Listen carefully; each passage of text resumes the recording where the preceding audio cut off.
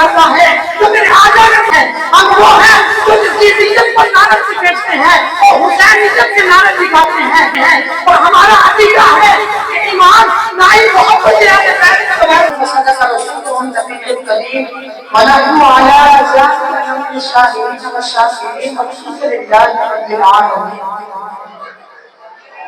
اللہ رب العزت کی حمد و ثنا کے بعد درود و سلام بارگاہ اصلی انبیاء محبوب کبریا شافعی روز جزان کی اکرم شفیع معظم تاجدار کائنات سرور کائنات حضور سرور دو عالم صلی اللہ علیہ وآلہ وسلم کی بارگاہ میں درود و سلام کا نذرانہ پیش کرنے کے بعد دعا ہے کہ اللہ رب العزت خود حق سب بیان کرنے کی توفیق عطا فرمائے۔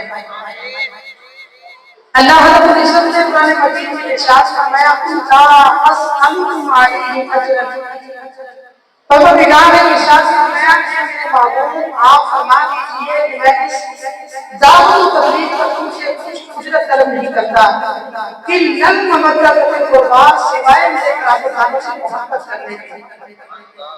سامعین مکرم اس طرح کے آیت مبارکہ قرآن مجید کے دل کی دھڑکن سمجھ جاتی ہے، اسی طرح کی آیت مبارکہ حضور کی محبت کی معراج کی سمجھ جاتی ہے۔ سامعین مکرم یہ کوئی عام مبارکہ نہیں تھا، ذرا غور تو کیجیے کہ ایک وہ نبی جس نے اپنی ساری زندگی اللہ رب العزت کے احکامات کی وجاہت کو گزار دی، مسائل کو برداشت کیا، تکالیف کو برداشت کیا، اللہ رب العزت کے احکامات کی وجاہت کرتے رہے، مگر جب اس ساری تکالیف کو برداشت کرنے کے بعد جب اجر کی باری آئی تو رسول اللہ صلی اللہ علیہ وآلہ وسلم نے مانگا بھی تو کیا مانگا؟ صرف و صرف اتنے اہل بیت کی محبت مانگی۔ کیوں؟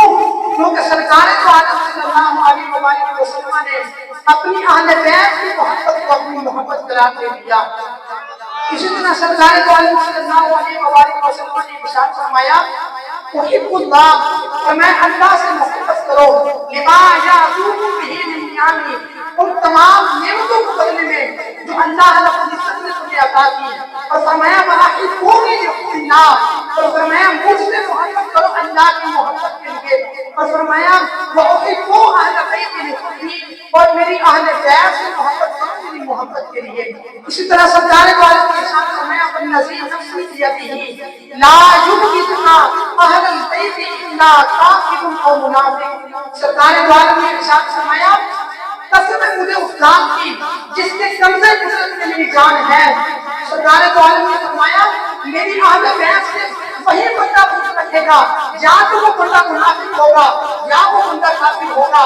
معلوم ہوا کہ سرکار دو عالم صلی اللہ علیہ وآلہ وسلم کی اہل بیت سے محبت کرنا یہ ایمان کے مکمل ہونے کی نشانی ہے، اور حضور کی اہل بیت سے محبت رکھنا یہ ایمان کے نامکمل ہونے کی نشانی ہے۔ اور آج ہم یہاں پر محفل جا کر کہتے ہیں جس کا مقصد صرف و صرف یہی ہے کہ کربلا کے عظیم شہداء کا تذکرہ کرنا جنہوں نے اہل بیت کی حرمت، اہل بیت کی عزت اور دین اسلام کی سربلندی کے لیے اور حق کی بقا کے لیے اپنی جان، مال، عزت، آبرو کا قربانہ پیش کر دیا۔ یہ وہ ہستیاں ہیں جنہوں نے پیاس کی شدت کو برداشت کیا اور تلواروں کے کہا یہاں تک کہ اپنے سروں پر قربان کیا مگر ظالم سے آگے اپنا سر نہیں جھکایا۔ رسول اللہ نے ارشاد فرمایا میری اہل بیت کی محبت کی عام محبت نہیں ہے۔ رسول اللہ نے فرمایا حب اہل بیتی نافع فی مواطن کثیرہ افعالہم عظیمہ۔ سرکار دو عالم کی ارشاد فرمایا میری اہل بیت کی محبت کوئی عام محبت نہیں ہے، بلکہ یہ وہ محبت ہے جو زندگی کے ہر میدان میں میرے امتی کی مدد کرے گی۔ اب وہ سات چیزیں کون سی ہیں جس کا حضور نے تذکرہ فرمایا؟ پہلی چیز قبر کی ہولناکیاں ہیں، پل صراط کی تنگیاں ہیں اور معاشر کی تنگیاں ہیں۔ معلوم ہوا کہ قبر کی ہولناکیوں سے، معاشر کی تنگیوں سے وہی بندہ کامیاب ہوگا جس کے دل میں میرے حضور کی اہل بیت کی محبت کا بسیرا ہوگا۔ رسول اللہ نے ارشاد فرمایا مثل اہل بیتی فیکم کمثل سفینۃ نوح۔ رسول اللہ نے ارشاد فرمایا میری اہل بیت کی مثال نوح علیہ السلام کی کشتی کی طرح ہے۔ فرمایا ومن رکبھا، جو اس میں سوار ہو گیا فقد نجا، وہ نجات پا گیا۔ ومن تخلف عنها فرمایا جو اس سے پیچھے رہ گیا فرمایا وہ غلط ہو گیا۔ معلوم ہوا کہ اہل بیت کی محبت کوئی عام محبت نہیں ہے۔ رسول اللہ نے یہ فرما کر اعلان کر دیا اگر کوئی دریاؤں میں سیلانی سے بچنا چاہتا ہے تو اسے اہل بیت کی محبت کا سہارا لینا ہوگا۔ اگر کوئی سمندروں کی دنیانے سے بچنا چاہتا ہے اسے اہل بیت کی محبت کا سہارا لینا ہوگا۔ اگر کوئی دنیا میں عزت چاہتا ہے اسے دنیا میں اہل بیت کی عزت اہل بیت کی محبت کا پرچار کرنا ہوگا۔ اگر کوئی میرے آقا کی محبت چاہتا ہے اسے اہل بیت کی محبت کا سہارا لینا ہوگا۔ کیوں؟ کیونکہ سرکار نے تو عالم نے ارشاد فرمایا ومن احبہ فقد احبنی، جس نے میری اہل بیت کی محبت کی اس نے مجھ سے محبت کی۔ ومن ابغضہ فقد ابغضنی، اور میں جس نے میری اہل بیت سے بغض رکھا اس نے مجھ سے بغض رکھا۔ اور میں ومن اذاہ فقد اذانی، جس نے میری اہل بیت کو ایذا دی اس نے مجھ کو ایذا دی۔ اور میں ومن اذانی فقد اذى اللہ، جس نے مجھ کو ایذا دی اس نے اللہ رب العزت کو ایذا دی۔ معلوم ہوا جو اہل بیت کا دوست بن جائے تو میرے آقا کا دوست بن جاتا ہے، جو میرے آقا کا دوست بن جائے تو رب تعالیٰ کا دوست بن جاتا ہے۔ جو اہل بیت کا دشمن بن جاتا ہے وہ میرے آقا کا دشمن بن جاتا ہے۔ جو میرے آقا کا دشمن بن جائے تو خدا تعالیٰ کا دشمن بن جاتا ہے۔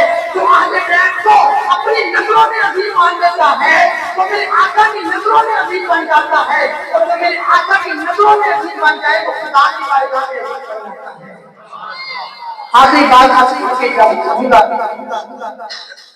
آپ نے دیکھا ہوگا کہ آج کا چل پڑا ہے، کچھ لوگ اہل بیت کی محبت کا سہارا لے کر صحابہ کرام کی تنقید کو بیان کرتے ہیں، اور کچھ لوگ ایسے ہیں جو صحابہ کرام کی محبت کا سہارا لے کر اہل بیت کی محبت ان کی تنقید بیان کرتے ہیں۔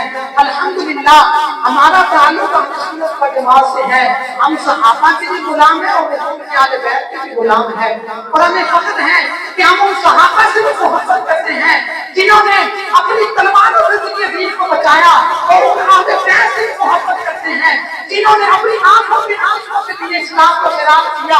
ہم وہ ہیں جو نگلوں پر نعرہ حیدری لگاتے ہیں اور نگلوں پر کھڑے ہو کر صحابہ کی عظمت کی بیان کرتے ہیں۔